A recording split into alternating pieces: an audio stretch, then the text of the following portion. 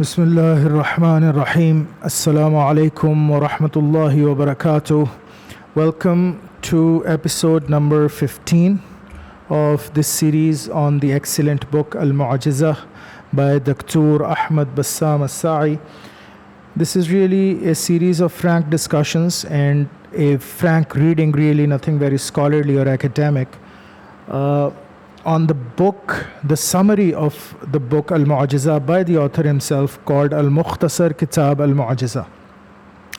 And so if you guys haven't watched the previous 14 episodes of this series, I implore you to do so before indulging into this one, because this one on its own, this podcast, tonight's podcast, will not make any sense if you're not following the series from the start. So, yalla, bismillah.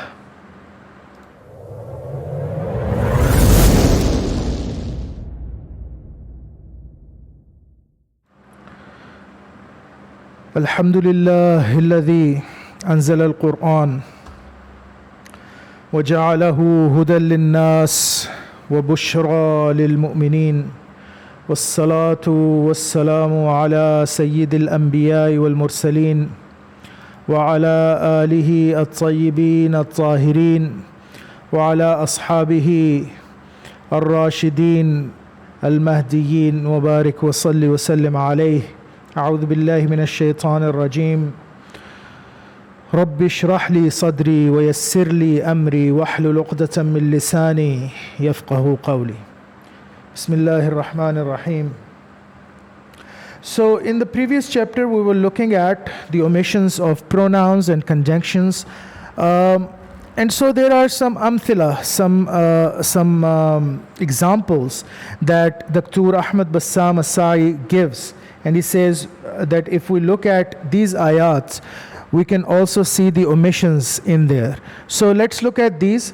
وَقَالَ الَّذِينَ لَا يَعْلَمُونَ لَوْلَا يُكَلِّمُنَ اللَّهُ أَوْ تَأْتِينَا آيَةٌ كذلك قال الذين من قبلهم مثل قولهم تشابهت قلوبهم قد بينا الآيات لقوم يوقنون.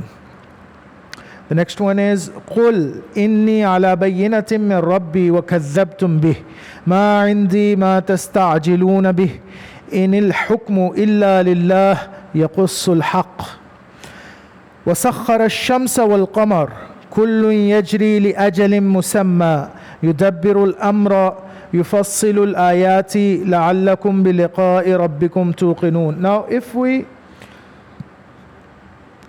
says it, if we put in these omitted pronouns and conjunctions, this is what we get. Let us now try to bring to mind the conjunctions that has the conjunction that has disappeared from each of the highlighted spots in the following verses. And so you get, and only those who are devoid of knowledge say, why does God not speak unto us? وَقَالَ الَّذِينَ لَا يَعْلَمُونَ. Only those, Allah is saying here with hasr. وَقَالَ الَّذِينَ لَا يَعْلَمُونَ. Only those who are devoid of knowledge say, why does God not speak unto us, nor is a miraculous sign shown to us? Even thus, like unto what they say, spoke those who lived before their time. You guys can see this, right? You guys can see the text. Even thus, like unto what they say, spoke those who lived before their time. Their hearts are all alike. Indeed, we have made all the signs manifest unto people who are endowed with inner certainty. قَدْ بَيَّنَّا الْآيَاتِ لِقَوْمٍ يُوقِنُونَ. Alhamdulillah.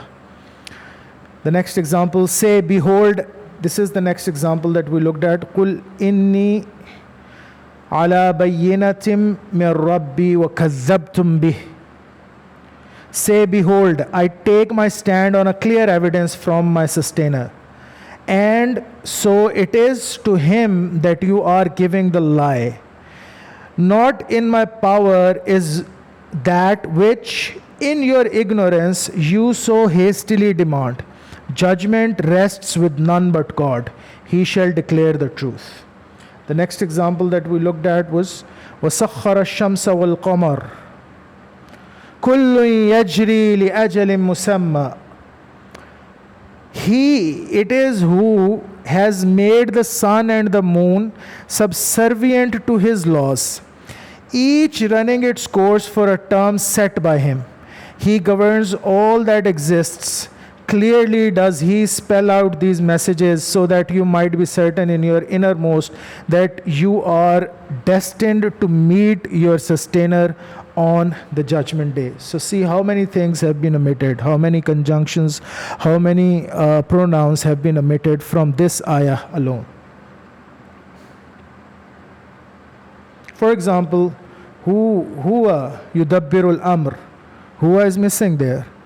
So he is the one who sets its course.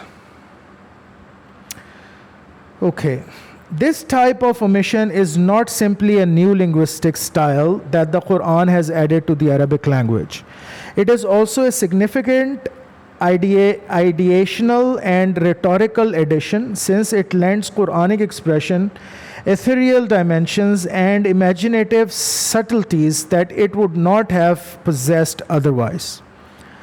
When numerous different types of omissions occur in a single verse, we find that the verse acquires an eloquence and a transparency over and above its original basic meaning. Right? Okay, new interword relationships. All of the foregoing phenomena relate to what takes place between verses or sentences. Right? Between the verses or sentences. We saw this phenomenon taking place between verses. We saw this phenomenon taking place between sentences. So what about, I'm reading from here. So what about single words and their inner relationships and their interrelationships? The Qur'an produced a new warp and woof for the interword connections.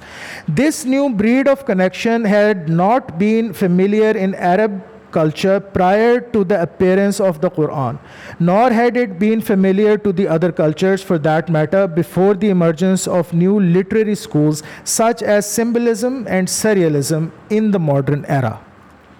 Hence, it opened up new ideational and imaginative horizons that were now added to the text's original meaning. For example, the fourth verse of the Fatiha, which reads Maliki Yawmiddin, Lord or Master or Owner of the Day of Judgment, contains a link between words, the mechanics of which the Arabs of the Prophet's day were unfamiliar with. The Qur'an's first listeners undoubtedly sensed the difference between this verbal link and those to which they were accustomed, and were accordingly shaken when they heard this verse for the first time. After all, their linguistic laboratory was as yet instinctual and primitive, since it lacked the advanced tools of research and analysis that are available to us today. The collection of the words Malik, meaning owner, master, lord, and Yawm, meaning day, was new to Arab and non-Arab alike at the time when the Qur'an first appeared. Now, I have talked about this before, but let's talk about this again.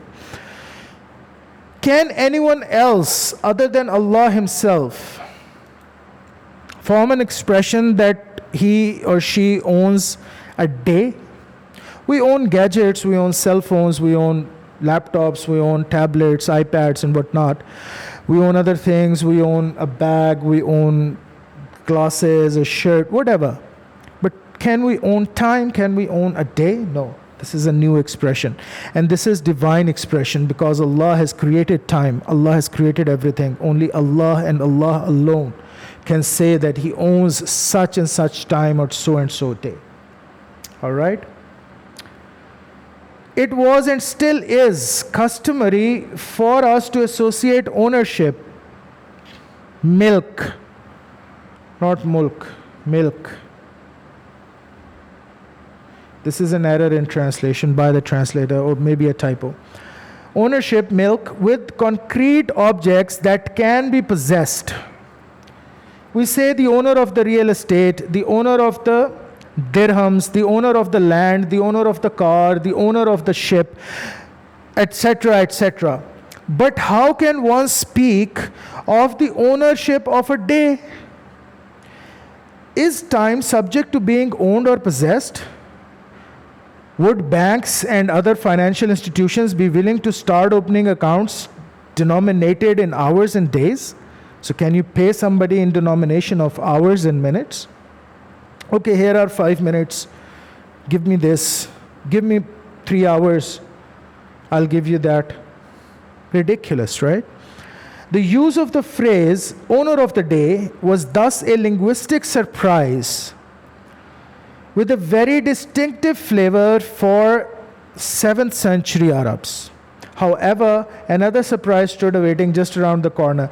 No sooner had they cleared this perplexing intersection that they were met by another traffic signal of a sort they would never have expected, and which loomed before them between the words Yawm and Ad-Din. Arabs and non-Arabs alike had been accustomed to pairing a word referring to a unit of time with a word describing some event that was to happen during the time specified. Right? One might say a second of silence. Like we say, a second of silence, please, for the ones departed. We say that. We use that in our daily expression. An hour of work, an hour of hard work. The day of the battle. We say that. Yawm al-Hizb, day of the battle. The month of fasting. Shahru Sawm, Shahru Ramadan. The year of mourning. Aam al-Huzn, the year of mourning. The period of war, the age of awakening, etc., etc. Before the Qur'an's first listeners understood the new meaning it conveyed in this verse, the word deen did not refer to an event but rather to an abstract concept. Yawm ad-Din, the day of what? The day of religion, the day of judgment. Hence, its collocation with the word referring to a period of time was bound to cause them a mental traffic jam, right on the heels of the one that had been triggered by the association of ownership, mulk, malik, with a day, yawm. The unexpected turns in the road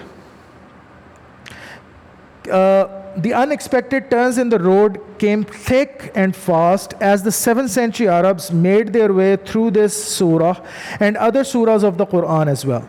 Consequently, their limited human tastes had to labor to take in the brief but intense telegrams that arrived one after another from heaven, presenting them with a new string of linguistic links amongst sentences, phrases, and words.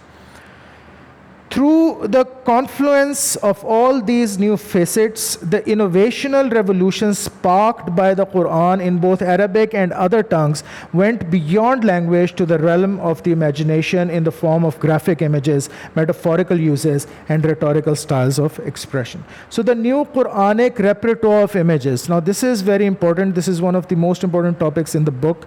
Whenever I refer this book to anyone, I tell them to especially pay heed to this chapter. So inshallah, we're going to deal with this chapter in the next episode of this series, inshallah. So I leave you with it. Please go back to the book and reread these chapters, reread these words, and try and understand and try and take it in. It's not just about reading through this book. This book is very dense, and rightly so, and difficult for people who don't know Arabic, who don't know Arabic language and the Quranic sciences, who are not well versed in these things. So I humbly advise you to please take your time, look into this, and take it slow, take it unit per unit. I have tried through these frank discussions, through these frank readings, to try and make it easier for you to grasp these concepts. So please go back to them and try and indoctrine yourself into these. So with that, I'll leave you to it. Inshallah, see you around next time. Wassalamu alaikum wa rahmatullahi wa barakatuh.